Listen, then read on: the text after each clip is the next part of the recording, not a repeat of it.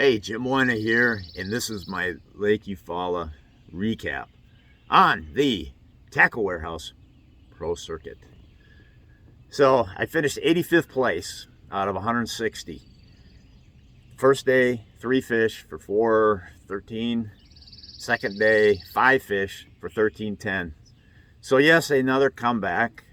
I don't want to be coming back. I want to be starting well and then improving.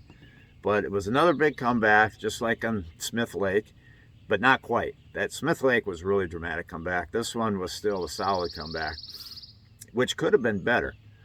So anyways, the first day, a lot of things went wrong. I couldn't get in the groove, couldn't get in the flow of things. Just little quirky things just kept popping up, and just it was a rough day. A lot of dump fish.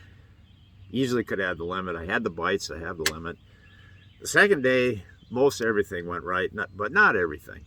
But it was just one of those days. Just got a couple of nice bites, and basically what I had is I had three really good fish, a 4-pounder and a couple fish that was probably slightly over 3 pounds.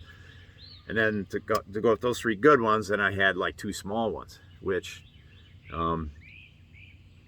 brings me to the fact that it was kind of disappointing that I did not get more bigger fish. And that is because I filled out my limit at 11:30 yesterday, and I still had 5.5 hours to fish because I had the last check-in time at 5 p.m. So I was pumped. At 11:30, when I caught my 5th fish, which was one of my 3 good ones, I was like, yeah, this can really be a big day. Not just a nice day, but a really big day. But as it turns out, I fished and fished and fished and fished. Time kept ticking away. I was catching small fish. I caught, upgraded my little tiny ones by a few ounces, but did not, just had a hard time finding a good one. But a good one I did finally find. And unfortunately, that good one got away. It was 15 minutes left in the tournament, and I was coming along up to this isolated wood cover, pitched my all-terrain swim jig in there, hooked it up, fought the fish away from the cover, brought him closer to the boat, then he made a surge to the left. I still had him. Then he made a surge to the right, and he came off. That was the $5,000 fish that got away, because I did miss the money by just less than a pound. And that fish was like a 1.5 pound upgrade easily. So anyways, that's that story. Now, let's talk about these rods I got behind me, okay? I got them set into 2 sets. One set is the rods I actually had keeper bites on. The other set is kind of the fail rods. So let me also start out by saying, before I get into the rods, the last thing I want to say before I get into these rods is I have never seen a lake so heavily dependent on a morning bite. In the morning out here, these fish are hot. They are ready to bite. They are ready to be put in a live well. They are aggressive fish. But once you get to 10 o'clock, 9:30, 10 o'clock, it's over. You are grinding away the rest of the day. You are scrapping, you are clawing, you are fighting for every possible bite at that point. And they are not coming easy at all. So what that meant as a tournament angler is you had to make that right decision in the morning as to where you put your boat. And if you didn't, you put yourself behind one heck of a disadvantage.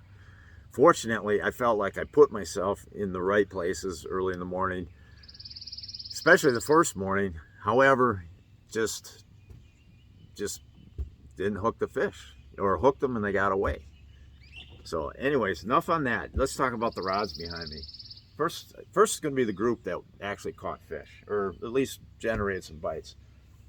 Now, I don't know if I mentioned it, but one of the first baits I picked up on the morning of the first day, and I had 2 good strikes on it. but neither one got hooked, was on this 1/2 ounce buzzbait. Now here I'm showing, I had a slightly different trailer on than this one, but in an effort to maybe get better hookups, better strikes, I changed to this trailer with a slightly different color than that, and I never really threw this much after that. I mean, a little bit, but not enough to really know. But the buzzbait did generate some strikes that first morning. So this is what I did. When I had those 2 buzzbait fish hit and miss, a lot of times you can go to the spinnerbait. So what I did is I went to this 3/4 ounce model with this paddle tail trailer as a trailer. And that immediately started getting bites. But unfortunately, some of them were undersized, and one jumped off. Another one, I hooked him for a little bit, and he just got away. So that didn't go so great. And I do have I got a trailer hook on both of those. Okay, so it's not like I should have been using a trailer hook, because I was. The other thing that I caught some fish on was this swim jig right here by All Terrain Tackle. I caught 2 of my wave fish the first day. 2 of the 3 were on this, just pitching it up the shoreline cover, and then I also caught some fish on it on day 2, including the good one right at the end of the day that I lost. Dang it. So there's that one. And then this bait, I never even used this in practice, but I decided I wanted to go, because my afternoon was such a disaster on day 1, I changed things up and I decided to just go flip and pitch. So, and to do that, I just set up this creature bait with a 3/4 ounce Texas rigged setup. And so I pitched with that, and this actually generated my 3 good ones, the 4-pounder and the 3-pounders yesterday. Then the final bait I'll mention, it really wasn't much of a player. I didn't fish this hardly at all in practice. Very little. But on day 1, when I was struggling, I came across these contours. I saw my Lowrance Sea Map. They looked kind of nice. So I picked up this 1/2 ounce All Terrain Tackle football jig, hooked up a 2-pounder, and got to watch him do a cartwheel through the air and throw the bait. So there's kind of the rundown on the baits that were working, that generated some bites, at least, during the tournament. Now, in practice, I'm going to show you some baits that worked in practice, but for whatever reason, no bites in the tournament. And we'll start with the biggest major letdown, which was this one.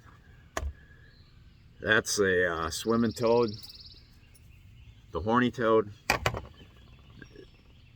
That wasn't but getting all kinds of bites in practice, and I never had one in the tournament. Never had one on the tournament. So that was a big letdown. I don't know what the deal. I just don't know what the heck was going on. I do know on the first day, to give it an excuse, I was fishing into some wind. The wind was blowing into where I was a little bit, not directly, but there was some wind there, and I don't like throwing that in the wind so much. That's why instead of that, I went to that 1/2 ounce buzzbait, which seems to do better in a little bit of a ripple chop. So to give it a break, but I did throw it a lot in some calm areas throughout the rest of the tournament, and nothing. Okay, the number two letdown, and this bait, this could be my all-time letdown bait, fail, because it does it to me all the time. And this is this wake bait right here. I don't know how many tournaments I've done where in practice I catch them on this, and then in the tournament it just fails. And once again, it fell into that same category. Never had a freaking bite on it. And in practice, I had 3 really good ones on it. So that was a fail. And then I gotta mention this. This is, the fish catching machine, especially at this time of year, the wacky worm, that was just a fail in general. I mean, I didn't. It's a great bait for this time of year, and apparently I wasn't throwing the right place or something, but that did not work when it always works. So there you have it. That's the rundown for this tournament. We will see you next time. Oh, I can't reach it.